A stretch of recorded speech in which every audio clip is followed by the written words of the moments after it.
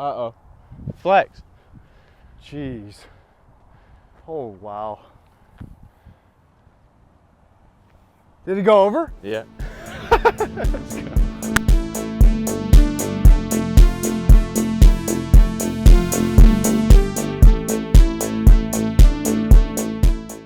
Is pro form worth it? I'm going to tell you the truth about pro form that you do not want to hear. It's super hard. It's super difficult. It takes a really long time. A lot of it comes down to building strength in your back leg, but ultimately it takes 6 months to 2 years to do. If it was simple, which is not, anybody who says it's simple can't do it, and that's that simple. I wouldn't even want to do it. I wouldn't want to teach it. I wouldn't want to teach something that was simple, something that was easy. You got to remember, the pros that you want to copy are young, athletic, flexible, explosive. Some of them are really strong. Some have length. Some have height. You're not just copying a technique. You're copying an athletic movement where you have to spin your body really fast, create torque, use your legs, use your core. You have to be conditioned for this. Today we're going to look at my student Cola. It's important because he's been doing this for 3 years. We've been working together for 3 years now. And he just came and visited me, and I saw him throw 585 feet. It's the intro throw. We're going to look at his form and talk about if he has pro form, because he's not a professional disc golfer. At the end of the day, pro form is a pro, right? But there is certain criteria that needs to be met, and we're going to see if he meets those criteria. Now, we're going to go through the Slingshot rules and compare his form to each rule, aka the Paul McBeth rules. If you don't know those rules, there's a video on it right here, but I'm going to go over them again in this video. The road to Easy Street goes through the sewers. And if you don't go through the sewers, you'll never pass the test. And if it does come easy, then you're probably ambidextrous with your legs. Yeah, I think that's the case. Hi. Oh, okay. We're going to take a look at Cola. I'm going to go through all the Slingshot rules, the McBeth rules, the Michael Jordan rules. Let's see if he actually follows all these rules, because throwing like a pro is super hard, but throwing like Paul McBeth or Drew Gibson, that's next level hard. Rule number 1, drive off the back leg no matter what anybody tells you. This is easy. Cola has told me he drives out the back leg because I told him to drive out the back leg. He played baseball, so that's why he got a hold of me in the very first place, because he wanted to drive out the back leg. At the highest level, which is Paul McBeth and a few others, they start driving with the back leg before the front foot even touches. That's not even something you can teach. That's something that has to develop through time, so do not try that at home. You have to start simpler than that. He's already driving with the back leg in these frames right here before there's any pressure on that front foot at all. Rule number 2 is the loaded position. This position right here where this leg is a little bent in, this leg is loaded, a little bent out. Balancing, loading, boom, loaded position. Loaded here, leg bent out, leg bent in. Rule number 3, the magic position, where both legs are bent in. You will see this with every professional disc golfer. Magic position, check.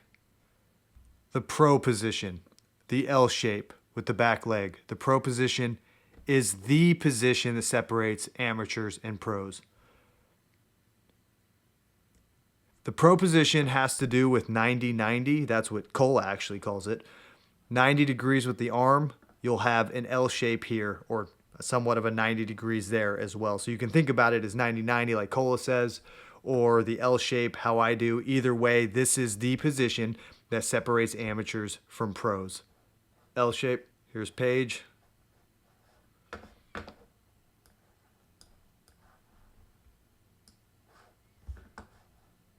Number 5, the Paul McBeth rule of timing. Now this is a really tough one. It's not required to slingshot a disc, mainly because this is the number 1 rule that all the pros do differently than Paul. They extend a tad bit too early, but ultimately, you know, as long as you're using your body to sling the disc, these guys can all throw really far. But to me, we try to get to the highest standard possible.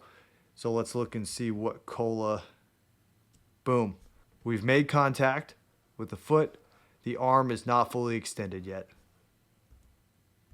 Now it's fully extended. Check. Rule number 6, extending in to out. Balancing on the back leg. This arm is at a 90 degrees, so it's in, and then he will extend away from his body, out. In to out. Check. Rule number 7, we coil the core, the obliques, into the hip before you extend with your back and get any kind of shoulder turn. Right now, Cola is not coiled. Now he's coiling into that hip. It's subtle. That hip doesn't turn around. He has coiled that area of his body before he finishes his extension, which is really just finishing the coil. More videos to come on that. Number 8, extend from the back. I can usually tell this more in fast motion. You're going to have more arm speed on camera. There's going to be a slingshot look to it.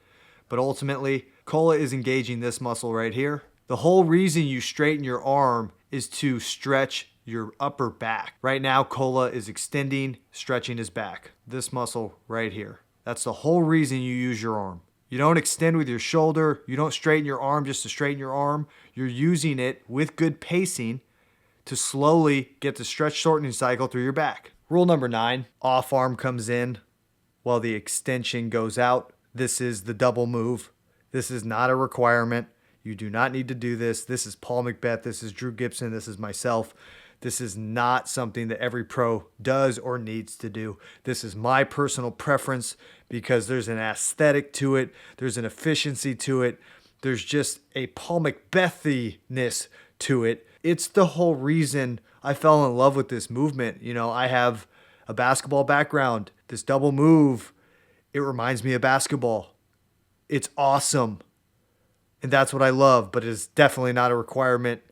And it is extremely hard to do. It's like rubbing your head and patting your belly at the same time. It's like juggling. We're going to actually use Drew Gibson to show this. All right. See Cola's arm straightening with the disc while his left arm comes in at the same exact time. Drew's off arm comes in while his other arm is straightening at the same time. Rule number 10 is the forward move. This is the hardest to see, but this is the secret sauce to slingshotting a disc with the posterior chain of your body. This is what separates the pros. This is how you turn your body into a rubber band and how you time it. So basically, the leg is striding. You're running up, so your momentum's going that way. Leg, momentum, headed this way, but you're coiling against that hip and you're extending with your arm, so your upper body, that whole coil process is going this way at the same time, creating a stretch in two different directions. Coiling into the leg, loading the leg, extending the arm. The general direction of this upper body is this way, loading this leg while drifting. Ultimately creating a stretch from your foot all the way through your glute, through your lower back, through your core, up to the right back there, through the arm. The secret to backhand form has always been through the posterior chain of your body, not the front. All the focus has always been throw with your arm, pull the lawnmower, use that shoulder, the front of your body, the front of your body. No, this has always been about the backside of your body. Cola gets on the back leg. Drifting, momentum, going to the left of the screen, coiling against the leg, extending his arm, creating the stretch. Fully stretched out. This is your rubber band. The whole body stretched out. This is what I mean. Your foot, your calf, the glute, connected all the way to the right back to this arm. This is how you slingshot like a pro right here. Slingshots for everybody. Just real quick, the double move. This is specifically what Drew Gibson and Paul Macbeth are doing. To be honest, I don't even care what they're doing. This is my thing. The double move is my thing. It's what I do. It's what Cola does. It's what I fell in love with. There's a huge connection to basketball in my mind. Specifically, this Allen Iverson commercial where he does a spin move behind the back at the same time, going in two different directions. That was something that I saw growing up, and that was something I saw in Paul Macbeth's form. This is just my take on it, what I see, what I love. at the end of the day, I really don't even care what the pros are doing because I have a specific passion for this movement, whether someone does it or not. And Cola does it. But one thing I've been talking about since day one on my channel is the rubber band effect. The double move creates the biggest rubber band effect. And what the rubber band effect actually is, it's quite the opposite of the hit point. Full extension is your launch point.